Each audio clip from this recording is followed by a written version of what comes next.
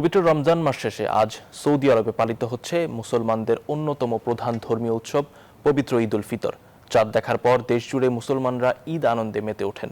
ভোর থেকেই রাজধানী রিয়াদ সহ বিভিন্ন শহরের ঈদগাহ ও মসজিদগুলোতে ঈদের জামাতে অংশ নিতে ভিড় করেন লাখো মানুষ। সৌদি আরবে পবিত্র ঈদ উল ফিতরের দিন শুরু হয় সকালে ঈদের নামাজ আদায়ের মধ্য দিয়ে। এরপর দেশটির বিভিন্ন অঞ্চলে অনুষ্ঠিত হয় ঐতিহ্যবাহী লোকনৃত্য, নাচে গানের এই আয়োজন ঈদের আনন্দকে আরো প্রাণবন্ত করে তোলে।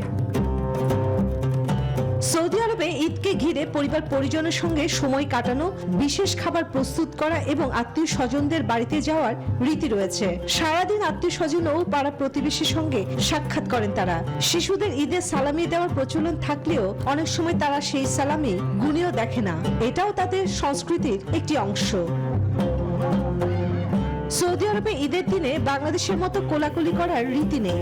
সৌদিরা সাধারণত গালে গাল মিলিয়ে শুভেচ্ছা বিনিময় করেন। এর মাধ্যমে তারা ঈদের আনন্দ একে অপরের সঙ্গে ভাগাভাগি করে নেন। ঈদের দিনে ছোট বড় সবাই পরেন সৌদি আরবের ঐতিহ্যবাহী পোশাক জোব্বা। এই পোশাক পরেই তারা ঈদের নামাজ ও বিভিন্ন আনুষ্ঠানিকতায় যোগ দেন। খাবারের ক্ষেত্রে রয়েছে ভিন্নতা।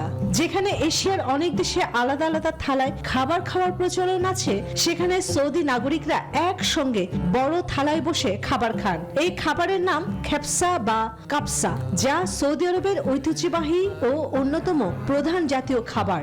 বসুন্ধরা টিস্যু, অশুদ্ধতার বিরুদ্ধে এক বিন্দুও ছাড় নয়।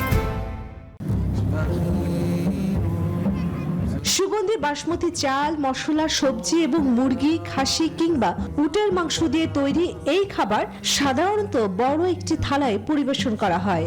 স্থানীয় ভাষায় এই থালাকে বলা হয় সানিয়া বা সাহান। একসঙ্গে বসে এই খাবার খাওয়ার প্রথা সৌদিদের ঐক্য ও আত্মীয়তার প্রতীক হিসেবে বিবেচিত। খেপসা খাওয়ারও রয়েছে নির্দিষ্ট নিয়ম।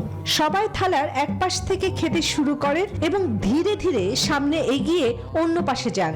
ঈদের দিন সৌদি পরিবারের ঘরে ঘরে এই খাবার তৈরি করা হয়, যা তাদের উৎসবের অন্যতম প্রধান আকর্ষণ। সৌদি সরকারের পক্ষ থেকে ঈদ উপলক্ষে বিভিন্ন ধরনের নিরাপত্তা ব্যবস্থা জোরদার করা হয়, যাতে মানুষ শান্তিপূর্ণভাবে উৎসব উদযাপন করতে পারে। চন্দ্রানী চন্দ্রা, নিউজ 24।